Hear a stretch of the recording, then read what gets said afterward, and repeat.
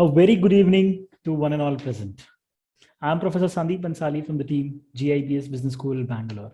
Today, we all are connected as a part of GIBS IRE Talks.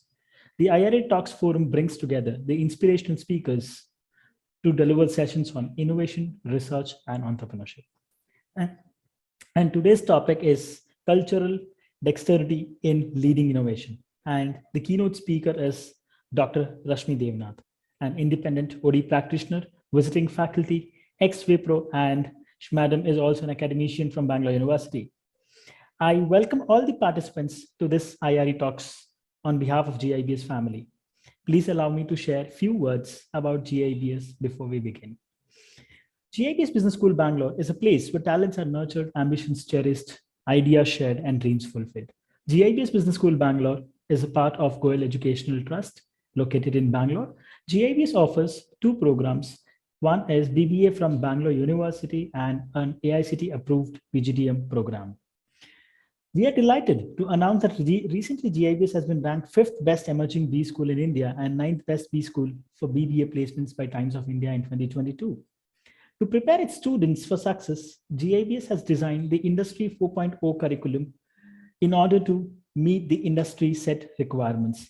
With the unique programs such as Innovation, Research and Entrepreneurship School, we have Finishing School, GIBS Business Mastery Program, Sports Management Certification Program, and so on and so forth. It is my great pleasure to announce last week GIBS has been ranked as 8++ by Business India 2022 and has been ranked as a Business School of the Year South by Outlook 2022. I would extend my warm greetings to Dr. Rashmi Devanath, the resource person of today's IRE Talks. Madam, we are really grateful that you have accepted our invitation and been a part of this IRE Talks. So it's my privilege to moderate this session, and please allow me to share a little insight and the brief introduction about Rashmi ma'am. So Dr. Rashmi Devanath is an independent OD consultant. Madam has a doctorate of psychology with 26 years of experience. Dr. Rashmi has a good mix of corporate as well as the academia. She has worked for more than 14+ years in a brand known as Wipro and leading organization on the various other domains as well. In academia, she has handled various cognitive counseling, behavior modification and organization development papers. And in corporate, she has extensive experience in designing leadership program, customer facing readiness programs, diversity, equity, inclusion programs. And today we'll get to hear about the behavioral aspects of a person who wear the hat of change agents, those who are innovating and those who are leading the innovation in the organizations. Ma'am, over to you. We would love to hear from you, ma'am. And thank you once again for joining us. Thank you so much, Sandeep. I must say likewise, it's indeed a pleasure to associate with such a progressive institution, GIBS, which organizes sessions like this. And I wish I can join many more sessions, given by other experts as well. So congratulations on this initiative, which is truly beneficial to many of us as well. All right. So just give me a moment. I will share the screen. Sure.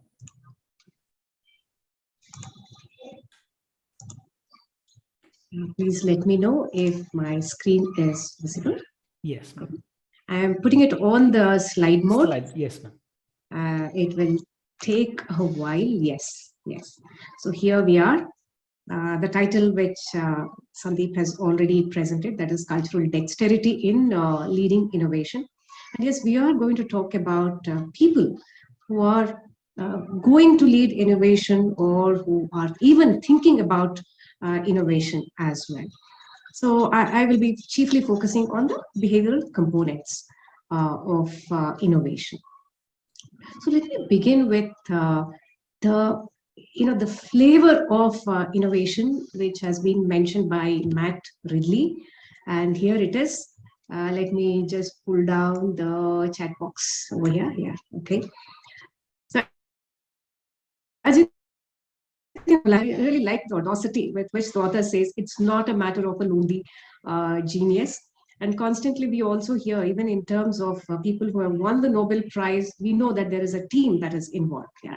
Somebody who has inspired, somebody who has worked with them. So yes, definitely it is a teamwork. Then the second one is an indication that it did not always be driven by top bottom. Eventually it is the people who are not really feeling happy, they're not satisfied with something, and they want to make the situation better. They are aware of the ground realities, and so we say it starts at the bottom and then it moves upwards. So which means that each one of us present over here are capable. So we start with this premise. One, it is collaborator, that is, there are many people who are involved. And second one is anybody can innovate. Chiefly, it has been identified, it is the people at the bottom who are thinking about it. All right. Now, what will be covered today?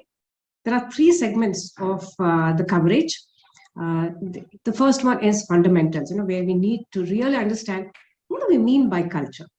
Dexterity, of course, the meaning of the word dexterity is available on dictionary itself. So it's the same meaning. But about culture, there are a lot of definitions, all of that. So we will not, let me tell you, we will not go through the definitions, all right? That's something that you will find enough in the textbooks as well, be it for the faculty or even for the students. The next one is we are going to look at culture and innovation, although the first two quotes in the beginning slide itself has given us some kind of glimmer on what's the connect between culture and innovation. We will also look at the cycle of attitudes and responses, which I have developed through a series of sessions and interactions I've had with the business leaders as well as team members.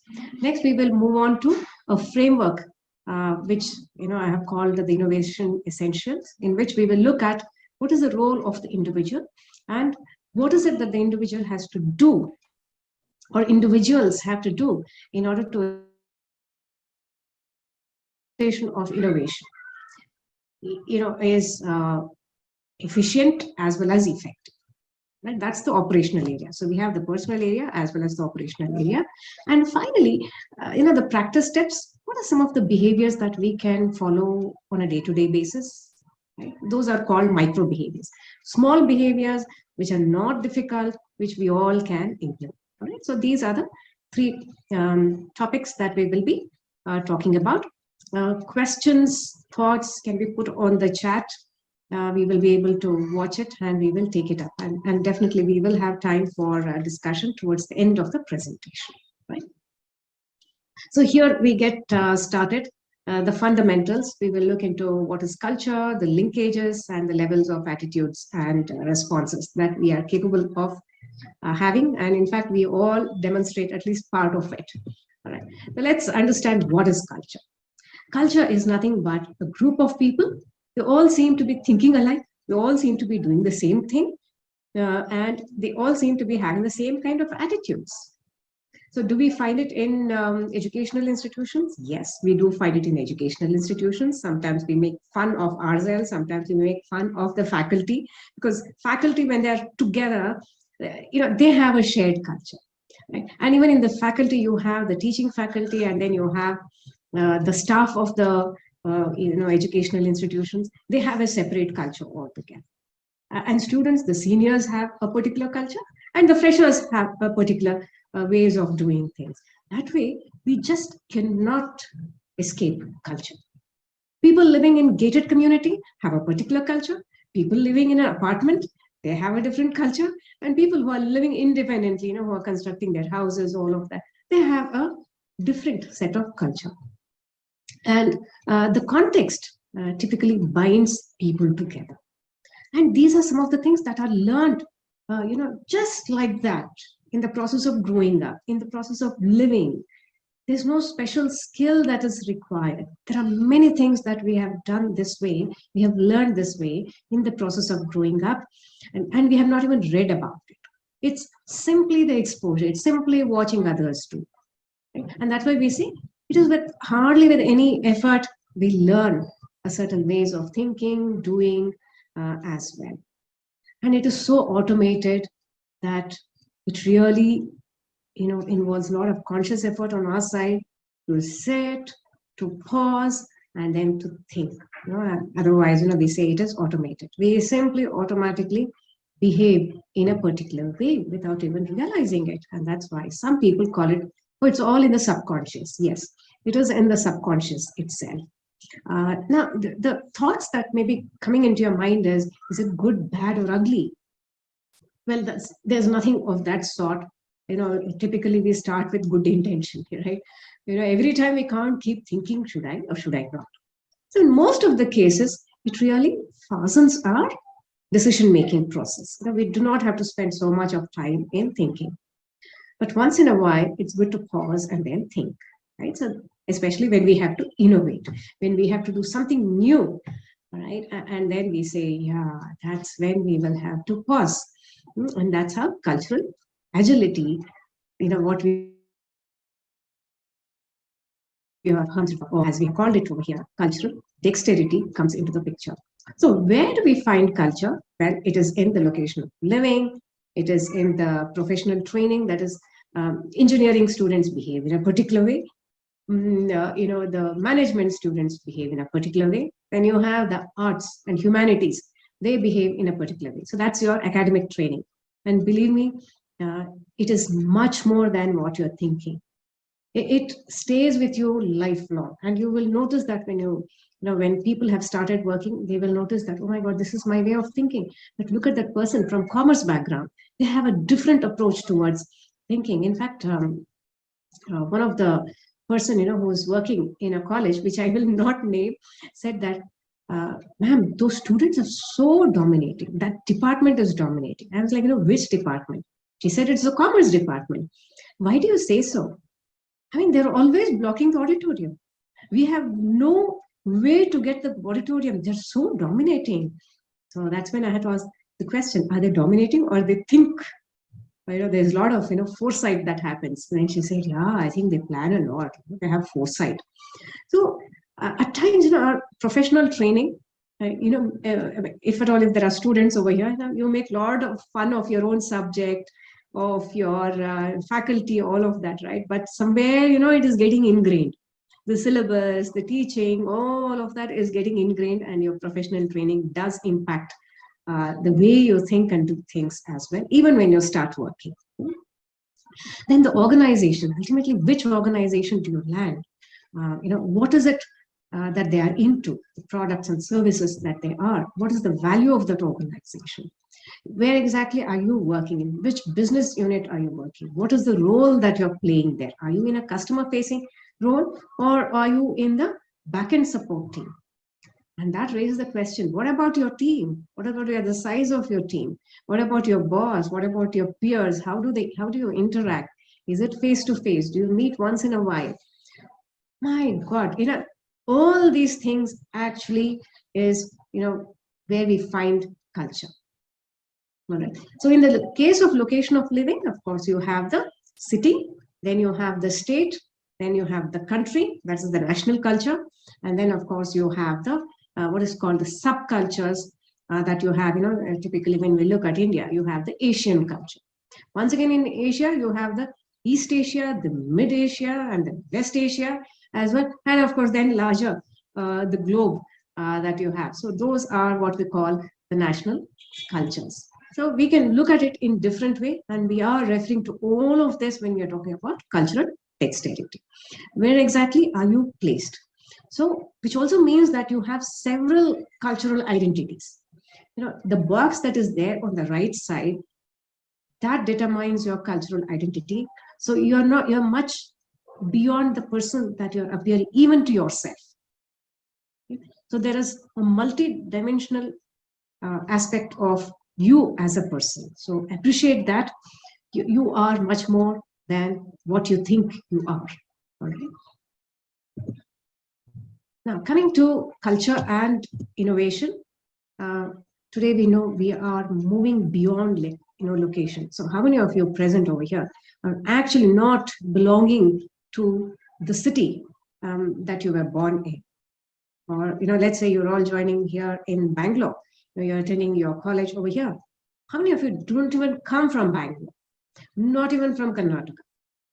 So you're moving beyond location. Even work-wise, people are moving beyond location.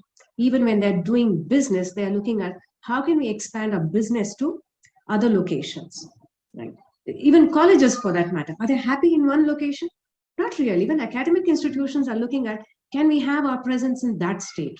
Can we have our presence outside India? Can we go global? Can we have that kind of memorandum of understanding, MOUs, with foreign universities? Can we get experts from outside India? We are moving beyond location because we are finding value as well. That is happening.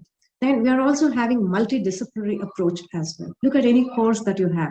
You have the traditional approach where people have, the choice. Can they go with a standard set of subjects? And then there is something else, which is called choice-based, where you choose the electives, which means that there is a multidisciplinary approach. In fact, there are certain courses which says you can't take, if I take the example of management, they'll tell that you can choose only 3 electives from management. There has to be at least one which is non-management topic. It has to be totally different.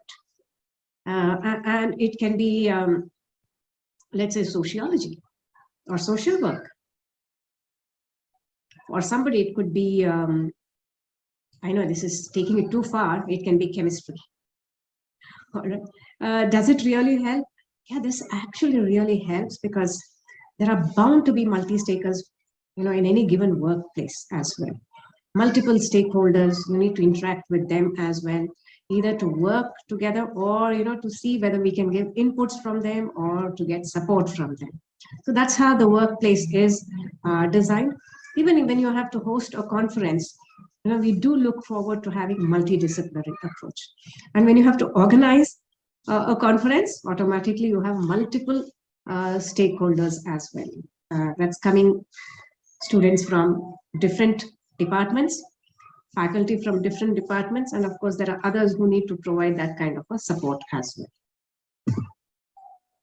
And of course today, there is this need for exponential thinking. That is, it is not only to think different, but what we say, radical thinking. It has to be 10x. It has to be totally different. Because if people had not got into exponential thinking today, we would not have had Microsoft. We would not have had Google search engine. There are other search engines, but we all know that Google has become synonymous with searching. We just say Google it. So that's the exponential thinking that we are capable of. Now, please do not get into that question, am I going to be successful or not? Believe me, in the chosen work area, each one of us have the capability of thinking exponentially and also achieving at least some parts of it.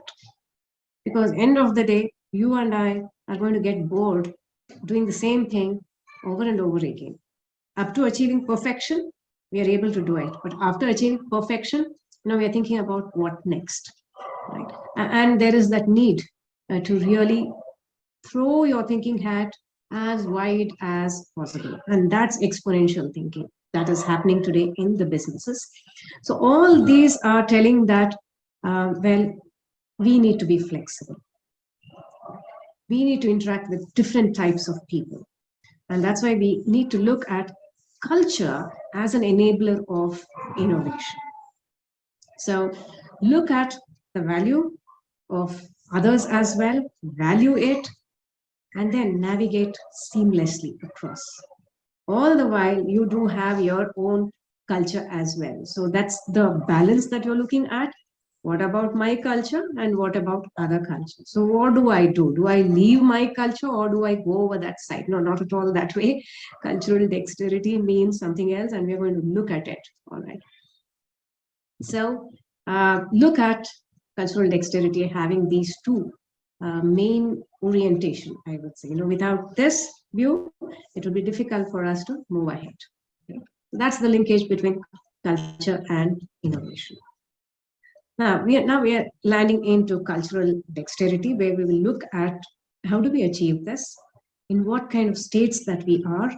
Is it just overnight that we become, culturally dexterous, or we go through some kind of levels and cycles. And that's when we are going to look at each one of these attitudes and responses.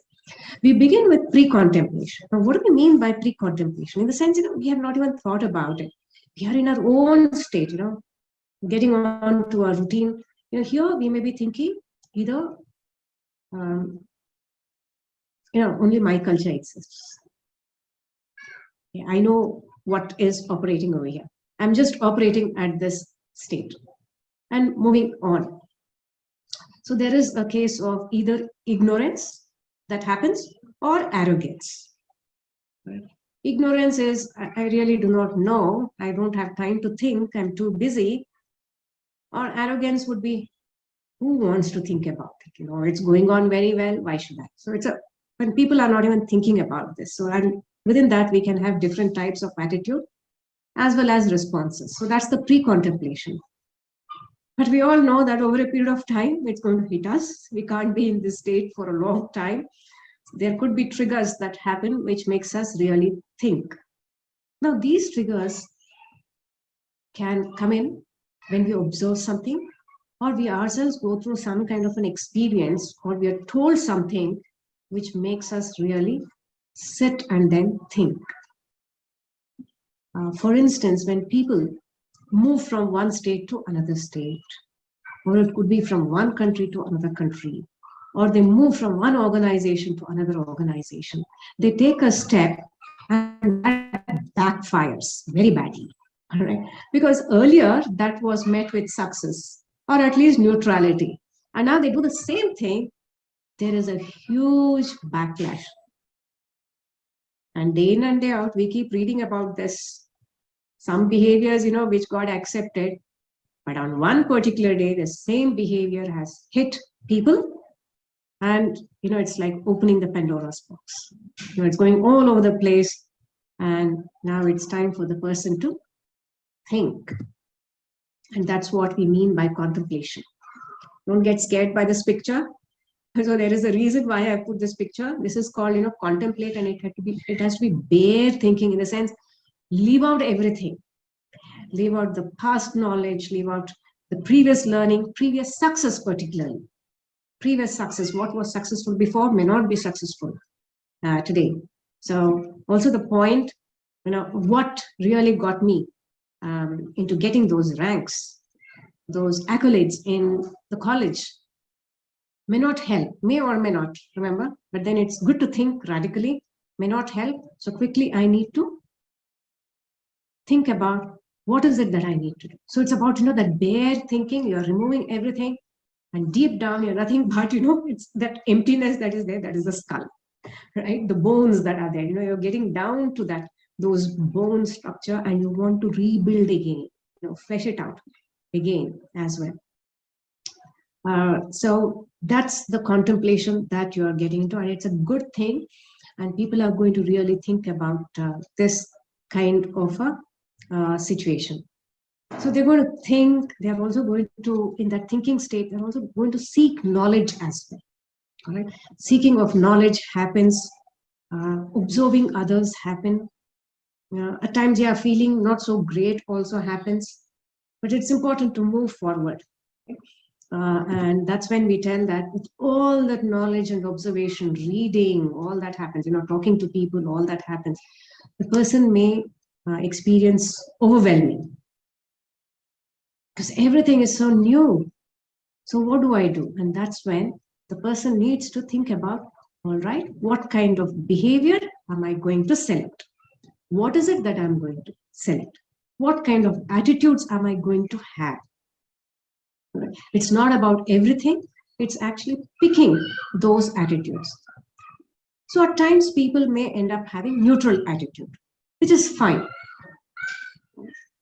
Or at times people may say, okay, let me move beyond the neutral attitude.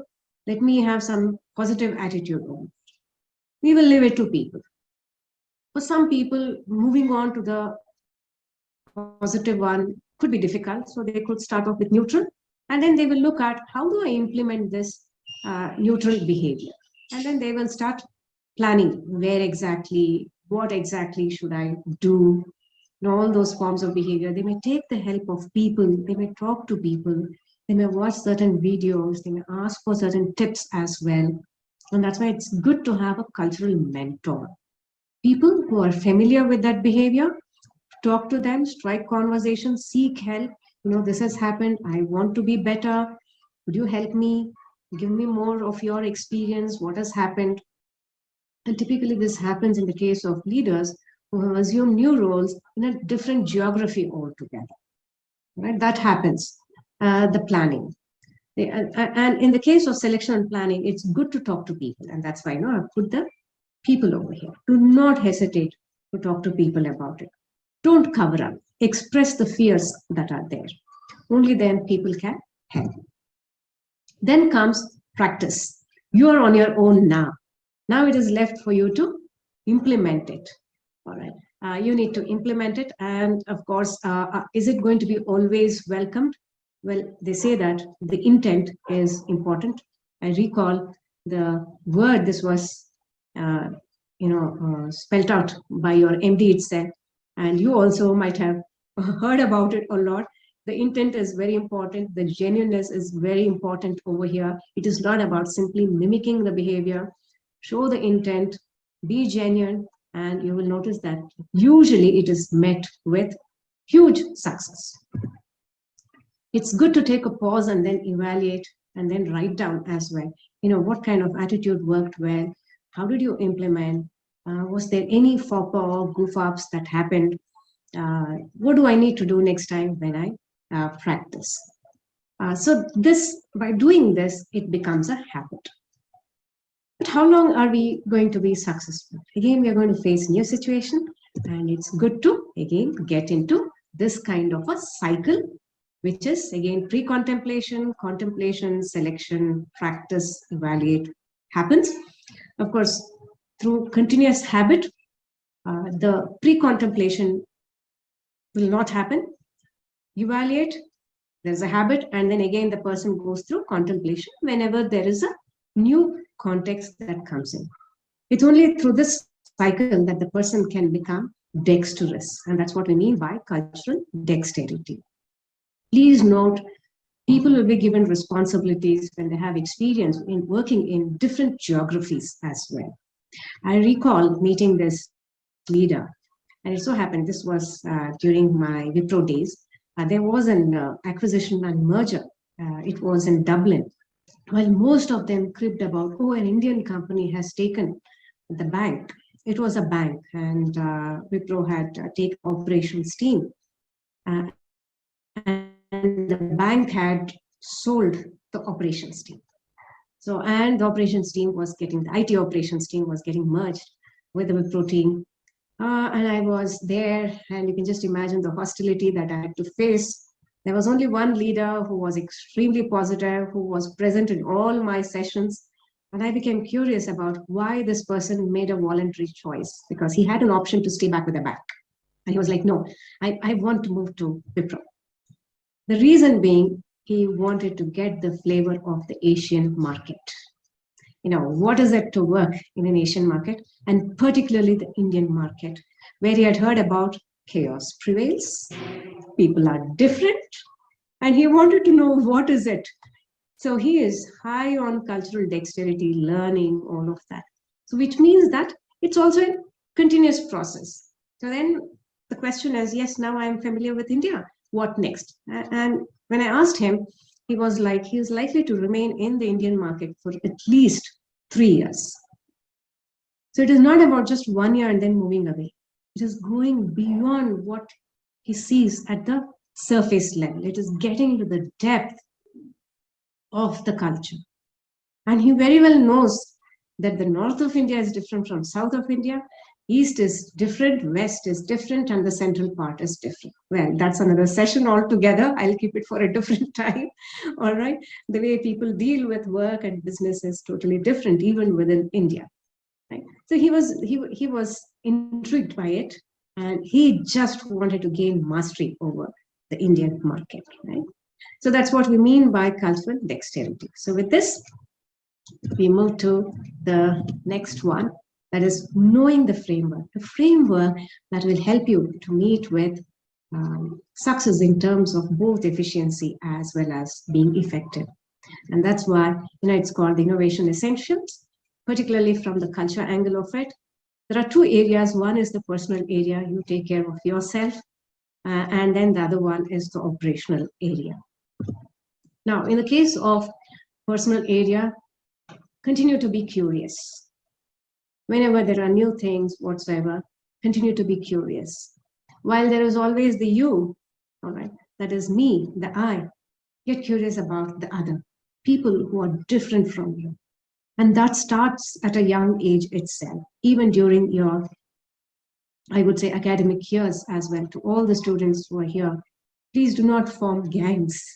All right, don't form gangs, don't be seen with the same people, don't sit on the same bench. I know I'm telling something which is very difficult for you, all right, but then you need to do that. Don't choose something because your gang has chosen it. And I'm able to tell this because I have done this. All my classmates had chosen social psychology and I chose industrial psychology. Believe me, I was all alone because there were other gangs would interact with me a little bit, but the gang was already formed. And when we played sociometry, I still remember sociometry. If you're familiar with it, you can just Google there and then find out. I was an isolate. I studied in Jyotinivas College.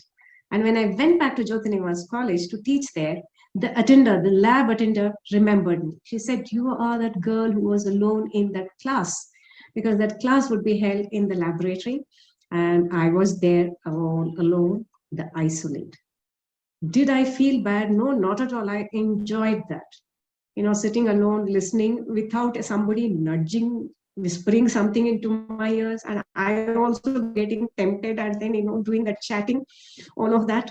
I really enjoyed it. So do it. There is really joy in sitting alone and then learning as well. Try it out. Always do something which is different. Connect with people who are different. If you're quiet, connect with people who talk a little more than you. And people who talk more, connect with people who are quieter. All right. That way, keep looking at the difference as well. Then comprehend what is the situation like, the context, the meaning. Get curious about people as well as things which are different. So purposefully, I have written that comprehend, which means we need to study as well. All right, study it. Then comes acknowledge. You perceive the value. In marketing, you might have learned about it. The customer always, makes a choice.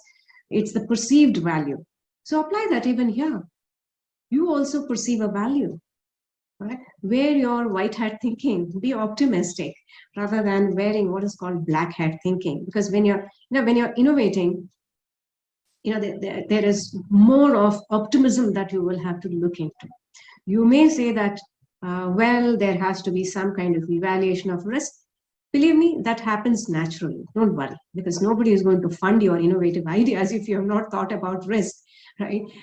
Now, when we're talking about be positive, we are only ensuring that we are engaging people. Please remember, this is the behavioral component. Being optimistic, being approachable, ensures that you are engaging people and connecting with people as well. So that's the perceiving the value in it. And of course, look forward to demonstrating action behavior. That is, support others as well. Collaborate with others as well. This will ensure that when you are ideating, others also will see you as a person. Hey, this person is helpful. This person is action-oriented. This person is a contributor.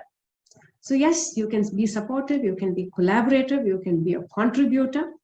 So many times it may not be actually being part of it. It could be just, going through the document or the idea, or just having the person may say, you know what, let me have a cup of coffee with you. I'll run you through my idea. What is it that you have to say? It's just giving, you're applying your brains and sharing the thoughts. So that's the personal area as well. Now, coming to the operational area, these are imperatives, by the way. So when you have to start implementing your innovation, be realistic. Start small. All right. Start within a limited area. It may be only within your function or maybe only within your project team. All right. Because if you start big, there'll be many things that will coming in. So the big will happen eventually. When you meet up with the success, you can call this a best practice and start, widening it as well by making certain iterations. But it's important that you are realistic and start small in a limited area. Then comes what we call the organizational changes, because we would have noticed that most organizations are in that cusp of change, typically, once in 3 years, if not more. Ask me, I've spent quite a long time within an organization, and the kind of changes I have seen, I have got used to it. If there is no change, I get bored as well. So the question is, in the midst of this change, how do I innovate? Because people are changing, structures are changing. That's why look out for that particular area or that particular hierarchy, business, team, where there is stable structure. All right. So this is being purposeful, and this is important. So innovation is also a science. The implementation is also a science. These are some of the behavioral components that you need to use. You may be saying that these are clever moves. Yes, of course, these are clever moves because you want it to be successful. Right? You want it to be successful. You want it to be sustainable as well. That's effectiveness. And you want to scale it up.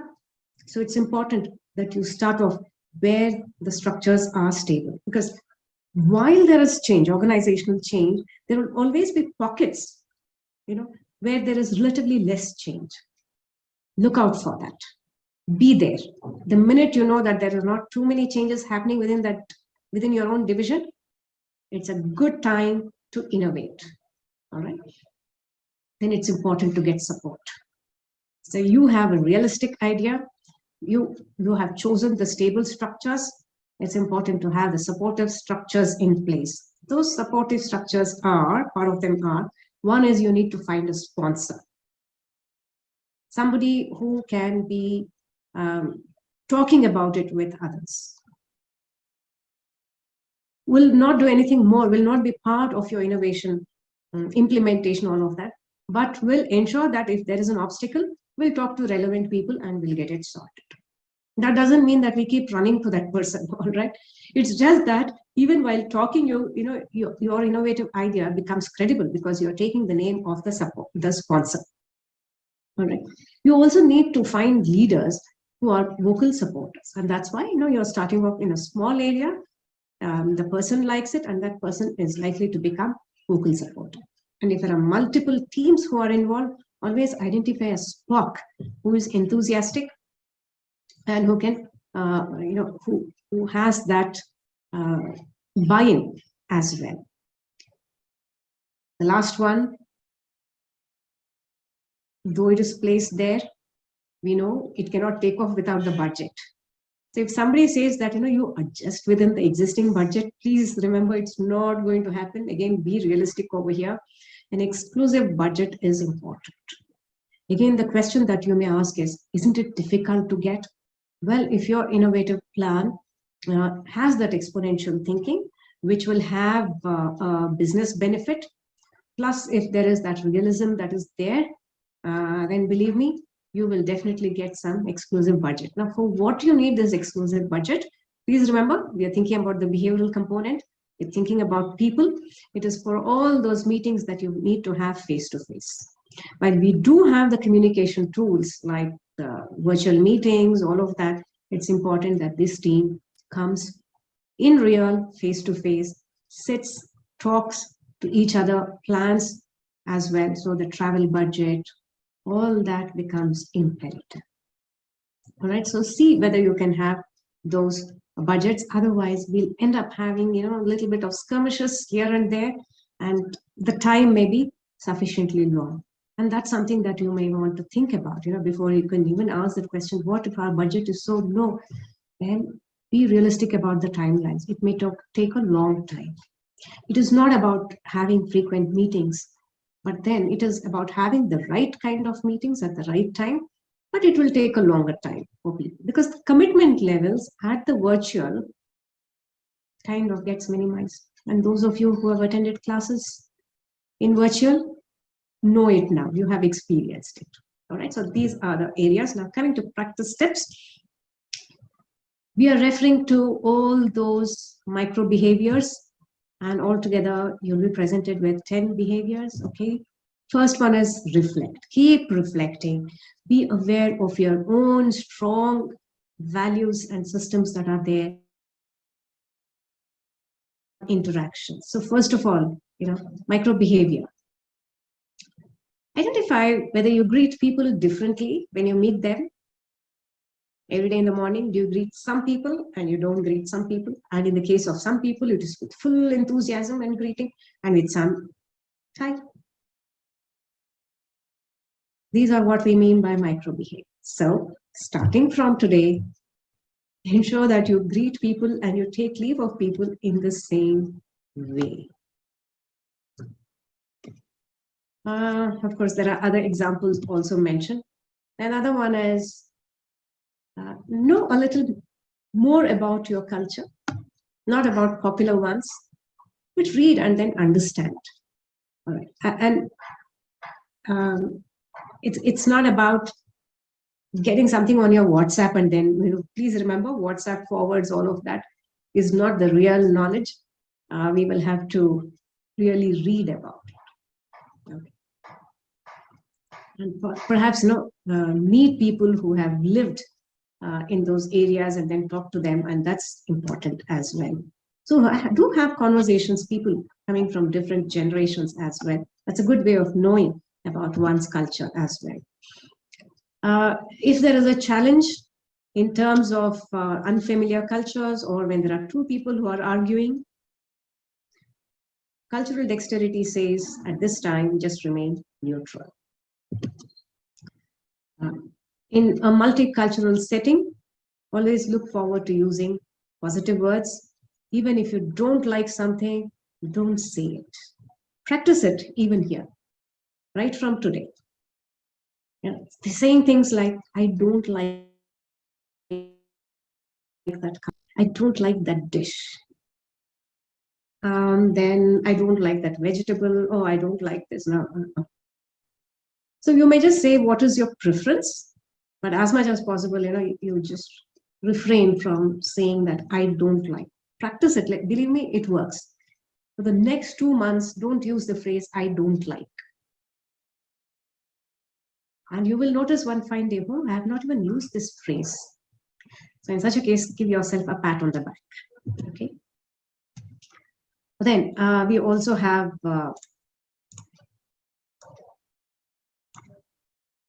goes without saying, respectful of everybody, age, gender, people coming from different strata, all of that is respect. Sorry. Next one is accept people are going to be different. Then avoid being defensive. At times, people may criticize the culture that we come from. And that's okay. For instance, I've heard people say, oh my God, the sambar here is nothing but water, colored water. But yes, that's what the person's experience has been. So accept it. The person has gone to certain places, the restaurant, where this person has been served with a liquid, which is of that color, and taste something. And the person is going to pass that kind of a remark. Just accept it. The person is talking about it based on limited experience. There's no need to be defensive. However, later we could get into a conversation and perhaps say, yeah, maybe you want to try out this in order to get a genuine taste as well. Help the person rather than being defensive. Refocus. No matter how much we talk, at certain time, we are likely to look at the base. It could be the name of the person, the color of the hair of the person, or the attire, whatsoever, and people may get judgmental. just refocus at that time and be clear about what is it that I want to achieve. What is it that I need to learn? And then appreciation, always looking at the positives and then appreciate as well. And we say that in the new place, it's good to appreciate one or two things. It's not about everything, but at least one or few things, we can look at it.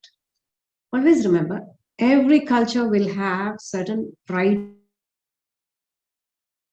Really, it's good to have that conversation and find out what are those pride symbols and appreciate that. The converse is also true. There are also what we call symbols of infamy. That is, they are ashamed of it and they don't want to talk about it and don't talk about it. All right. So you have pride symbols and symbols of infamy as well. For example, when people ask me, what is it that you do not want people to talk about? I say, please do not talk about garbage issues, the dirt, the dust, the grime, about India. Okay. I recall at one point of time, a person had asked me that question. You say that typically Indians are people-oriented, then how come there is so much of garbage? Embarrassing, yeah, it was really embarrassing for me. And that's when I had to explain what we mean by people relationship-oriented. That is, we have relationship with the people, and we do not see the context as being part of the people as well. Whereas elsewhere, people-oriented means not only the people I'm interacting with gender in their language, because it's going to be harmful for somebody else, which is people. All right. Then there is this acculturation that happens. Choose the area wherein you want to adapt and do it in a certain way. But then again, that needs to be genuine. All the while, we're definitely not looking at giving up completely our own culture, but it is about maintaining certain segments of our culture and then expanding that happens. So look at yourself as a person who is expanding rather than shrinking. You may ask the question, do I need to give up certain things? Yes, certain things which are really not helpful, just give it up. Certain things which are helpful, retain it. And so you are the best person to decide what is helpful for you and what is not helpful for you, and then just give it up. Okay. So just to summarize quickly, what did we do today? First, we understood the fundamentals. That is, what do we mean by culture? The linkages between culture and innovation, the continuous learning that happens through culture, the cycle of attitudes and responses. We looked into a framework which will ensure success in innovation. One is the person related, that is I as a person, how do I interact with people? Another one is the operational one, where it's a very clever way of ensuring that you meet with success. And of course, we also looked into everyday actionables, the routine behaviors that you can actually practice with hardly any difficulty. All right. So with that, we would be open for questions. So thank you very much for your patient hearing. So this is my favorite quote as far as innovation is concerned: ideas, capabilities, opportunities, and you. All right, you are the greatest hardware and software. You exist. You just need to unearth them within you and also surrounding you. As they say, the world is an oyster. All right. Thank you, everybody, particularly Sandeep. We'll look into if there are any thoughts. Thank you so much, ma'am. I must say the way you've put it across itself was really amazing. And in the most simplest possible language, you have put it across and you've made us understood. So it was indeed a very, very informative and a valuable session for all of us. Thank you so much for that. And ma'am, there are a few questions because of the short of time. We'll just take about a couple of questions quickly, where there's one attendee who's Ms. Pragya asked, what are the most essential innovation strategies for corporate leaders to implement?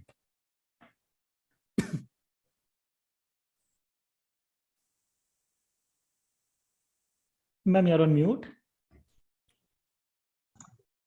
I'm sorry about that. So Pragya, you're asking about very much a domain And typically, organizations are looking at innovation in two ways. One is in whatever we are doing, can we innovate in such a way that it is going to be easier, faster, with less effort, so that we can utilize the hardware and software better. So that's one thing that they are looking at. And the other one is, what is it new that we can do? At times, ideas do come from customers as well. So they could be looking at ideas coming from the customers. Then what is it that the stakeholders, the investors are looking, right? And then what is it that the team is talking about? Sometimes there is a lot of attention to the noises that are there, right? So they could look forward to that as well. So those are different ones. And when it comes to strategies, it can go a slow way, or if we have to talk in terms of pace, slow, or it can be a mid, or it can be an exponential one. Some of them are drastic change. So Twitter is in news because of that drastic change that is happening. Every day we hear something about it, and so are others, but so much so in the case of Twitter, it is high currently. When it comes to strategy, Elon Musk has had something in his mind, and we are not able to figure out what is there in his mind. But it's interesting. Great, thank you so much for that. We'll take up the next question. This has been asked by Ms. Chetra. She says, why in your opinion should I acquire cross-culture management? Yeah. So Chaitra, also, let me put it this way: whether we are doing it, whether we like it or not, it will happen. It will definitely happen. At home, within home, and it could be at the personal level, it could be at the work level as well. My classmate would not think of going beyond engineering. She did her engineering and she continued to do either freelancing, project-based, or her daughter, who finished her B in architecture, works for 2 years and then says, okay, fine, now I want to be an engineer, IT engineer. So I would say it is going to happen sooner or later. It's just that we want to become right. So yeah, Chaitra, it will happen. So we're not unaware. So it's good to see what is happening around as well, and feel the breeze that is there. Otherwise, yeah, it can be overwhelming. All right, thank you so much for that, ma'am. As you said, it is inevitable. Now the cross-culture, we have to accept the cross-culture management. So we'll take up the one last question, ma'am. This has been asked by Ruchita D. In the contemporary day, how can we strengthen cross-culture communication? Absolutely. So, Ruchita, I'll just give you one small example. A small example. And it's why I call that small is a routine one. When people hop into an auto rickshaw here, let's say in Bangalore, and typically the auto rickshaw driver is a male, right? And people may address him as Bhaiya. Right? Bhaiya, I need to go here. Bhaiya, I need to go there. And the person has got used to it, but typically that's not the way, here. So can we be more attentive to how are people interacting? That's what we mean by, we start small, strengthen that as well, practice that as well. There was also another question that a person asked me, why is it in Bangalore? I tell something to the driver repeats that. And I was like, just give me an instance example. Then she said, for instance, ma'am, when I say, I want to go to forum, he asks, forum, and I was like, oh God, yes, she has got it. So I had to tell her, it's an affirmation. It's a confirmation that he has heard it right. Repeating, you have to repeat as yes, forum. All right. So that's the tone. All of that is very lot over here as well. I would say get curious about all these and ensure that you follow that as well. Like for instance, when I went to Kolkata and I had to buy tea there from the cafeteria, everybody would call that lady who is serving tea the. So I also started and there was a smile on her face as well, because initially I would up kind of a thing, and suddenly I started calling her, the. She knew I had learned it as well. Right. So look forward to having these small behaviors, and then you will graduate to larger marks. Great, thank you. Thank you for all your questions. Thank you, ma'am. Thank you so much for that. As you rightly said, the culture always connects much better, because the moment you called I recollected one instance when I just had been to Kerala and I had to say, how are you, Checha? So the moment I said Checha, he was like, okay, this is, he's not from Kerala, I'm sure, but he's trying to learn Kerala, Malayalam. So that's really nice. Thank you so much once again, ma'am, for this such a wonderful and informative session you had it for all the participants. I'm sure they had the wonderful things, wonderful takeaways. They'll take it away and they'll start implementing it, right? I would say if even they implement 1% of the entire session, I think we are done with the job of what we had to deliver to them. So gratitude is the healthiest of all human emotions. The more you express gratitude for what you have, the more likely you will have even more to express for. I, Sandeep Ansali, on behalf of the entire GIBS family and the entire education fraternity, I would like to extend my sincere thanks to Dr. Rashmi for joining us and enlightening us on about the topic of cultural dexterity in leading innovation. And thank you so much for all the valuable information, useful tips which you have shared with us. And I'm sure this has helped all of us. And I would also like to thank and sincere thanks to all the participants who have joined in for this GIBS IRE talks. And we love to welcome you all to be a part of GIBS.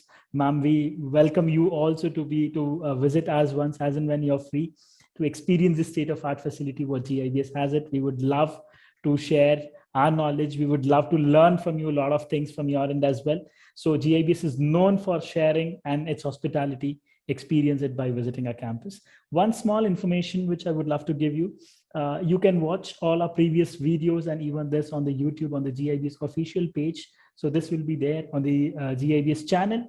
So you can just log on to as and when in case if you have missed out on any of the points, or if you want to take any feedbacks and things on that, you can just always refer the video. It's there on the YouTube. And the next webinar, the next IRE talks is on mindfulness and productivity by Miss Palmi Neoni, life coach, motivational speaker and founder and MD at Guide to Goal on 27th of January 2023.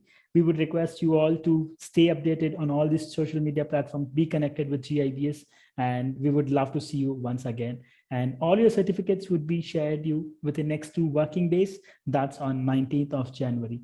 Thank you, everyone. Rashmi ma'am, thank you so much for joining us. And I would love to thank all the participants once again. Thank you, ma'am. Thank you so much.